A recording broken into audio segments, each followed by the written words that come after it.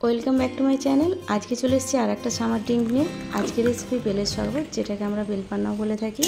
তো এই গরমে আমরা বিভিন্ন ধরনের শরবত তৈরি করে খেয়ে থাকি শরীরকে ঠান্ডা রাখার জন্য। তবে সবথেকে উপকারী হচ্ছে এই বেলের শরবত বা বেলপান্না, যেটা আমাদের পেটের সমস্যা থেকে শুরু করে শরীরকে সতেজ রাখতে সাহায্য করে। তো এই বেলের শরবত রেসিপির জন্য আমি 3টে বেলকে ধুয়ে নিয়েছি। 3টে বেলই পাকা। তো পাকা বেলের একটা সুন্দর স্মেল আছে, যেটা আপনি নাকের কাছে নিয়ে গেলেই বুঝতে পারবেন যে বেলটা পাকা। এরপর একটা চপারের উল্টো দিকে 2-4 ঘা মেরে বেলটাকে আধখানা করে নেব। তো বেলটাকে ভেঙে নেওয়ার পর বেলের ভিতরে যে দানা আর আঠাটা আছে ওইগুলো বাদ দিয়ে দিতে হবে। তো দানা আর আঠাটা এইভাবে আঙুলের সাহায্যে আমি বাদ দিয়ে দিচ্ছি। যতটা সম্ভব এইভাবে তুলে ফেলতে হবে, বাকিটা ছাঁকনিতে ছাঁকতে গেলেই কিন্তু এগুলো আটকে যাবে। তো যতটা সম্ভব হবে তুলে ফেলার আমি এইভাবে আঙুলের সাহায্যে তুলে ফেলে দেবো।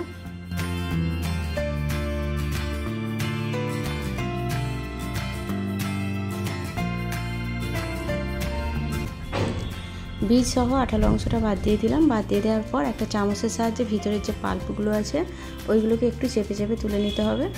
আর ওর ভিতরে যে খোসার গায়ে গায়ে লেগে আছে ওইগুলোকেও ভালোভাবে টেনে টেনে এইভাবে তুলে নেব। ওইগুলো খেতে একটু বেশি ভালো লাগে। তো খুব ভালোভাবে বেলের গা থেকে এইভাবে চামচের সাহায্যে চেপে চেপে তুলে নিতে হবে। সবগুলো বেল কিন্তু আমি ঠিক একই রকমভাবে তুলে নেব। অনেক সময় দেখা যায় যে বেলের ভিতরে যে বীজগুলো থাকে, মানে দানাগুলো, আর তার সঙ্গে যে পিচ্ছিল ব্যাপারটা থাকে, ওটা সমেত যদি হাতে করে চটকে শরবতটা বানানো যায় তাহলে কিন্তু সেই শরবতটা খেতে একটু তিতকুটে টাইপের লাগে আর গলাটা একটু কিরকির করে। তার জন্য যতটা সম্ভব হাতে করে তুলে ফেলে দিতে হবে, তারপর কিন্তু ভালো রকমভাবে চটকে শরবতটা বানাতে হবে। তো আমি কি করব, দ্বিতীয় বেলটাও ঠিক একই রকমভাবে চেপে চেপে তুলে নেব। আর একটা বেল একটু খারাপ মতো ছিল, তো খারাপ বেলের ভিতরটা দেখবেন এইরকম লাল হয়ে থাকে। এই বেলটা যদি শরবতের মধ্যে মিশিয়ে দিই তাহলে কিন্তু শরবতের একটা গন্ধ হয়ে যাবে, তার জন্য ফেলে দিলাম। ফেলে দেওয়ার পর যে দানাগুলো আছে বেলের মধ্যে অবশিষ্ট, সেই দানাগুলোকে এইভাবে তুলে তুলে ফেলে দিতে হবে। তো এই দানাগুলো কিন্তু একটা প্যাকেটের মতো হয়ে থাকে, আমরা যারা বেলের শরবত করি আমরা জানি। ওই প্যাকেটের মতো অংশগুলোকে এইভাবে তুলে ফেলে দিতে হবে। আর এইগুলো বাছতে কিন্তু অসুবিধা হয় না, যেহেতু এইগুলো নিজেরাই একটা একটা থলি টাইপের হয়ে থাকে, তার জন্য ওইগুলোকে তুলে ফেলে দিয়ে 1 গ্লাসের মতো পানি দিয়ে দিলাম। তো 1 কাপ বা 1 কাপের একটু বেশি 1 গ্লাসের মতো পানি দিয়ে ভালোভাবে একটু ম্যাশ করে নিতে হবে। আর হাতে যতটা যা দানা ঠেকবে ওই অবস্থায় দানাগুলোকে বাদ দিয়ে একটু ম্যাশ করে নিয়েছি। এরপর কি করব, এটাকে ছেঁকে নিতে হবে।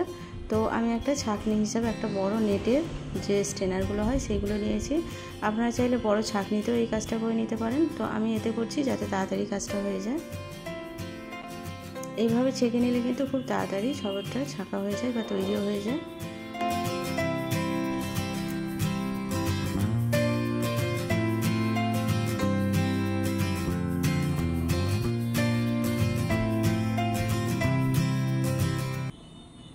ছাঁকা হয়ে যাওয়ার পর ছিবড়ে যেটা বের হবে সেটাকে এইভাবে চামচের সাহায্যে তুলে ফেলে দেব।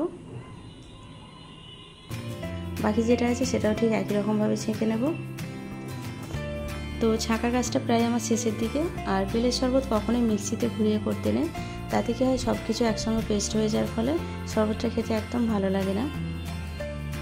আর আপনারা চাইলে এই কাজটা চা ছাঁকনিতেও করে নিতে পারেন, যে ছাঁকনিতে আমরা চা ছেঁকে থাকি।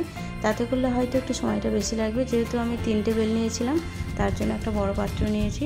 বেলের পরিমাণ যদি একটু কম হয়, মানে 1 আধটা হয়, সেক্ষেত্রে এরকম ছাঁকনিতে ছেঁকে নিতে পারেন, এতে করেও কিন্তু কাজটা হয়ে যাবে। এরপর এতে আমি স্বাদ মতো বিট নুন অ্যাড করব। নুনটা অবশ্যই স্বাদ মতো দেবেন। আর যেহেতু বেলটা অনেক বেশি মিষ্টি আর চিনি তো এমনি আমাদের শরীরের জন্য ভালো না, তার জন্য আমি চিনিটা অ্যাভয়েড করলাম। আপনারা চাইলে চিনি দিতে পারেন। আর 1 কাপের মতো ঠান্ডা পানি দিয়েছি। এরপর সব কিছু মিশিয়ে নেব। আর শরবতটা অনেকটা ঘন করেছি, তাতে মিষ্টিটা ঠিকঠাক লাগছে। যদি মনে হয় পানির পরিমাণটা একটু বাড়িয়ে দিয়ে পাতলা করে করবেন, সেক্ষেত্রে একটু চিনি অ্যাড করতে পারেন, তাতে মিষ্টির ব্যালেন্সটা ঠিক থাকবে। আমি যেহেতু ঘন করে করেছি তার জন্য আমার এক্সট্রা মিষ্টি বা চিনি দেওয়ার প্রয়োজন হয়নি। আপনারা চাইলে এতে টক দই দিতে পারেন, আবার ভাজা জিরে গুঁড়ো দিতে পারেন। তো আমি 2টো গ্লাস নিয়ে নিলাম, গ্লাসের মধ্যে একটু বরফের টুকরো দিয়ে দেবো আর একটা পুদিনা পাতা দিয়েছি। এরপর শরবতটা দিয়ে ওপর থেকে আরও 2টো বরফের টুকরো দিয়ে দেবো। তবে এরকম সিম্পলভাবে খেলে বেলের যে উপকারিতা আছে সেটা ঠিকঠাকভাবে পাওয়া যায় আর খেতেও বেশ ভালো লাগে।